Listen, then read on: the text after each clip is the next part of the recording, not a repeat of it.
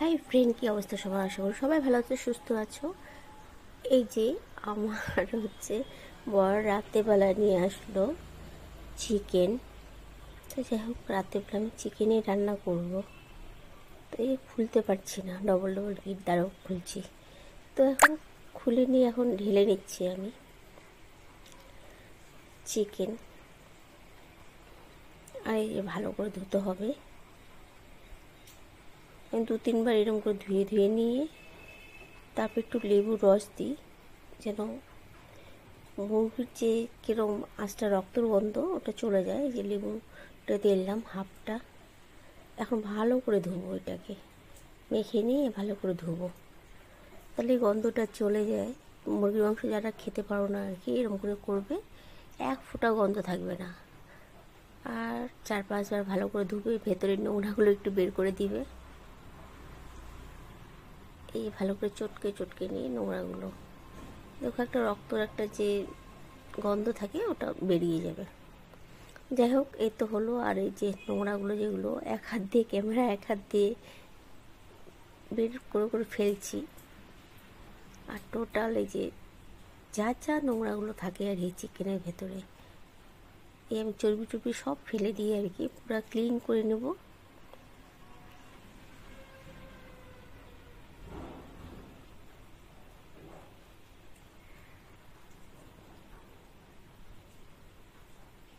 একটু টান দিলে দেখবা এরকম টাইপের নোংরা বেরোয়। অনেকে ফেলে না, আমি এগুলো টোটালি ফেলে দিই।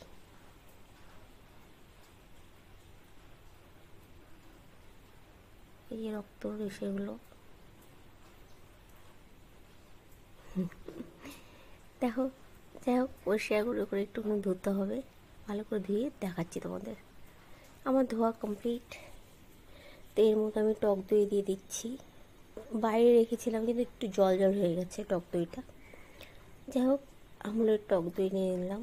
এর মধ্যে এই 2 চামচের মতো হলুদ দিয়ে দিলাম। এখন দিব তোমার লঙ্কার গুঁড়ো কিছুটা, ওপর থেকে একটু ছড়িয়ে দিলাম লঙ্কার গুঁড়ো। আর দিব লবণ। এই লবণ দিয়ে দিয়েছি, মনে হচ্ছে একটু কম হবে, আর অল্প দিয়ে দিলাম। এরপরে আদা রসুন পেঁয়াজ, সর্ষের তেল দিলাম। এরপরে আদা রসুন পেঁয়াজ আমি হাত দিয়ে মাখবো না, আমি হাতা দিয়ে মাখবো। আর এই যে আদা রসুন পেঁয়াজের মশলাটা লঙ্কা দিয়ে যেটা বেটে রেখেছি ওটাও দিয়ে দিলাম। এই যে হাতা দিয়ে মেখে চাপা দিয়ে রেখে দেবো।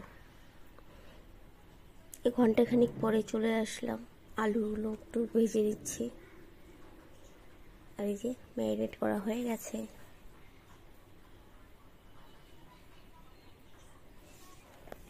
আর লাল লাল করে ভেজে নিলাম, আলুগুলো তুলে নিলাম, আর গরম মশলা ফোড়ন দিলাম। আর এই পেঁয়াজ আর তোমার রসুন ছুলে রেখেছি একটু গোটা গোটা দিব বলে।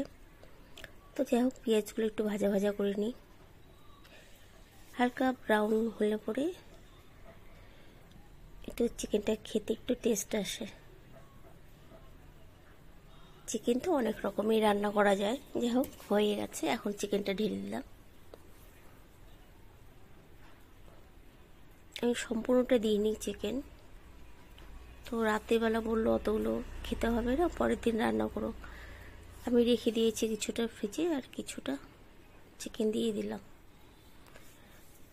এই দেখো, আমার কষানো হয়ে গেল। এর মধ্যে আলু দিয়ে দিচ্ছি, যেন আলুগুলো যেন সেদ্ধ হয়ে যায়।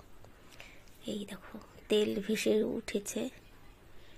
এখন যে বাটিতে তোমার মশলা ছিল, ওর মধ্যে আমি গরম জল বসিয়ে দিয়েছি। আর পুরো লেগে লেগে যাচ্ছে। আমি এই কড়াইটাতে বানাই, আমার ভালো লাগে এই কড়াইটাতে। আমি কিন্তু ফেলি না কড়াইটা, অনেক বছরের কড়াই।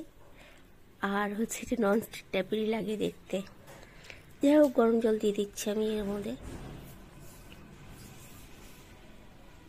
এই যে মশলা এসে গরম জল দিয়ে দিলাম। অলমোস্ট হয়ে গেছে আমার চিকেন।